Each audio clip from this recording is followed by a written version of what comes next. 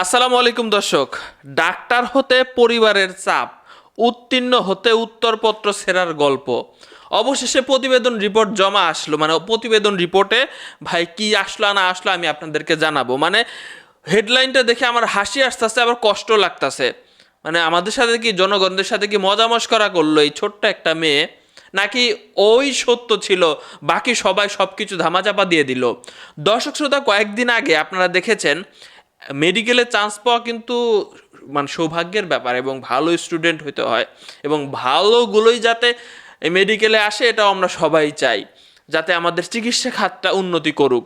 দর্শক শ্রোতা, হুমায়রা সোয়া নামের একজন শিক্ষার্থী, তিনি গতবার মেডিকেলে পরীক্ষা দিয়েছিলেন, এইবার তার দ্বিতীয় টাইম এবং শেষ টাইম। তার অভিযোগ ছিল সে 40 মিনিট যাবৎ তিনি পরীক্ষা দিচ্ছিলেন, হঠাৎ করেই তার রুমে তার পাশেই একটি মেয়ে ইলেকট্রনিক্স ডিভাইস দিয়ে উত্তরপত্র পূরণ করতেছিল। হঠাৎ করে ম্যাডাম দেখে ফেলে, তখন ওই শাড়ির তিনজনকেই, অর্থাৎ হুমায়রা সোয়া, পাশে আরেকজন ছিল, এবং যার কানে ইলেকট্রনিক ডিভাইস ছিল, তিনজন মেয়েকেই তাদের খাতা কেড়ে নেওয়া হয় এবং খাতাগুলো ছিঁড়ে ফেলা হয়। এটা সম্ভবত আমি কখনো দেখি নাই, যে ভাই কেউ দোষ করলে সাথে সাথে খাতা ছিঁড়ে ফেলে, যতই রাগ হোক না কেন। তবুও মেয়েটা অভিযোগ জানাইছে যে খাতা ছিঁড়ে ফেলা হয়েছে তিনজনেরই। তখন মেয়েটা ম্যাডামের কাছে গিয়ে পায়ে ধরে পর্যন্ত রিকোয়েস্ট করেছে যে দেখেন, ওর উত্তরপত্রের সাথে আমার উত্তরপত্রের কোনো মিল নাই, আমি এই ঘটনার সাথে সম্পৃক্ত না, বরং ওর সাথে আমি কথাও বলি নাই। ম্যাডাম নাকি লাস্টের দিকে গিয়ে এই হুমায়রা সোয়াকে একটা ওএমআর শিট দিয়েছে নতুন, সেটা সে পূরণ করতে থাকে। সময় ছিল না বিধায় সে লাস্টে আবল তাবল পূরণ করতে থাকে। শেষ পর্যন্ত দেখা যায় যে ঠিক সময়েই ম্যাডাম খাতাগুলো সব তুলে নিয়ে যায়, আর এই জন্য তিনি ফেল করেছেন। তো এই জন্য ওই পরীক্ষায় যে গার্ড দিয়েছে সেই ম্যাডামকে দোষারোপ করেছেন, এবং স্বাস্থ্যমন্ত্রী পর্যন্ত তিনি চলে গেছেন, কান্না করে মিডিয়াতে বিভিন্ন জায়গায় ইন্টারভিউ দিয়েছেন। এই জন্য স্বাস্থ্য মন্ত্রণালয় থেকে একটি তদন্ত টিম গঠন করা হয়। সেই তদন্ত টিম অলরেডি রেজাল্ট দিয়েছে, সেটা খুবই হতাশাজনক। সেই তদন্ত টিমের কথা যদি আমরা সকল কিছু বিশ্বাস করে ফেলি, তাহলে ধরে নিতে হবে যে এটা একটা নাটক ছিল।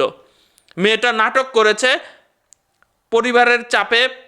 সবার একটা প্রত্যাশা ছিল যে মেয়েটা ডাক্তার হবে, এটা যেহেতু লাস্ট টাইম সুযোগ ছিল, সে পরীক্ষার হল পরিদর্শক বা যে পরীক্ষার হলকে দোষারোপ করে নিজে বাঁচতে চেয়েছিল। কিন্তু ঘটনা একটা মিথ্যা থেকে কত বড় কত কিছু ঘটে গেছে। বাবা মার স্বপ্ন সে কিভাবে নষ্ট করেছে। আবার আরেক দিক দিয়ে ভাবারও সুযোগ আছে।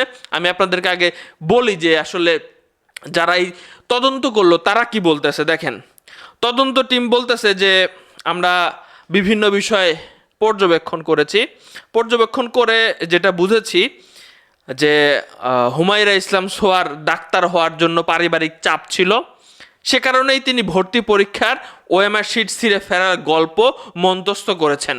এটা হচ্ছে তদন্ত কমিটির বক্তব্য।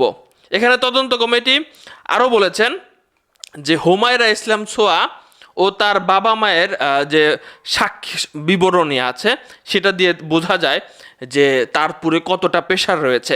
এমনকি 1 বছর আগে এই শিক্ষার্থী মেডিকেল পরীক্ষা দিয়েছিল, সে সেখানে পাশ করে নাই, তবুও মায়ের কথাতে বাবাকে মিথ্যা কথা বলেছিল যে আমি পাশ করেছি, আমাকে আরেকটা সুযোগ দাও, আমি আবার ভালো পরীক্ষা দিয়ে সরকারি কোনো একটা মেডিকেলে চান্স পাবো। অথচ গত বছরই তিনি কিন্তু ফেল করেছিল। গত বছর তার স্কোর ছিল, মার্ক ছিল 27.25। এই ঘটনা ঘটার পরে এইবারের মার্কশিটও তার বের করা হয়, এবং সেখানে দেখা যায় সে 57টা প্রশ্নের উত্তর দিয়েছে, এবং এইবার তার রেজাল্ট আরও খারাপ। মাত্র কত 8টা না 9টা, আমি যতটুকু শুনছি যে মনে হয় করছে আর কি, 8টা 9টা কারেক্ট হয়েছে। এবার আরও রেজাল্ট খারাপ, খুবই অল্প মার্ক পেয়েছে, পাস তো দূরের কথা। এবং তারা এখানে দেখেছে যে আসলে ওই রুমে কোনো এই ওএমআর শিট ছেঁড়ার ঘটনা ঘটেছে কিনা। তারা সেই রুমে দেখেছে যে কোনো ওএমআর শিট বা ইলেকট্রনিক্স যন্ত্র কিছুই আসলে ধরা হয় নাই, বরং ওই টেবিলের 3 জনের যে সিকোয়েন্স আছে ওএমআর শিটের মিল আছে। ছিললে তো নতুন দেওয়া হলো তো মিল থাকবে না, মিল রয়েছে। এমনকি কোনো ওই হলের কেউ কিন্তু অভিযোগ করে নাই। তো তদন্ত টিমের কথা অনুযায়ী মেয়েটার একটা প্রেশার ছিল, সে বাসায় গিয়ে মিথ্যা কথা বলতে পারবে না যে হ্যাঁ পরীক্ষা ভালো হয় নাই। সে ওই হলে থাকা একজন ম্যাডামের উপরে দোষারোপ চালায়া দিল, অথচ ম্যাডাম ওই রুমের ওই সাইডের দায়িত্বেই ছিল না, ওই সাইডের দায়িত্বে ছিল আরও একজন যে তার খাতায় স্বাক্ষর করেছে। মানে এটা একটা আবার সেই মরিয়মের ঘটনার মতো হয়ে গেল না? আবার আপনারা বলতে পারেন যে অন্য দিক দিয়ে ভাবতে পারেন যে ভাই এখানে তদন্ত টিম হয়তো বা উল্টাপাল্টা তদন্ত রিপোর্ট জমা দিয়েছে, হ্যাঁ এটাও বলতে পারেন। তবে যেটা এসেছে আমি আপনাদের কাছে বললাম, যে এই জন্য তদন্ত টিম আরও বলেছে যে পরিবার থেকে বাচ্চাদেরকে প্রেশার দিবেন না, যাকে দিয়ে যেটা হবে না বা যেটা হওয়ার জন্য জোরাজোরি করবেন না। কত কিছু একটা, কত বড় একটা ঘটনা ঘটে গেল, এবং নিউজটা সত্য ঘটনা। আমরা প্রমাণস্বরূপ কিছু কিছু নিউজ পত্রের স্ক্রিনশট কিন্তু আপনাদের এই ভিডিওতে সংযুক্ত করেছি।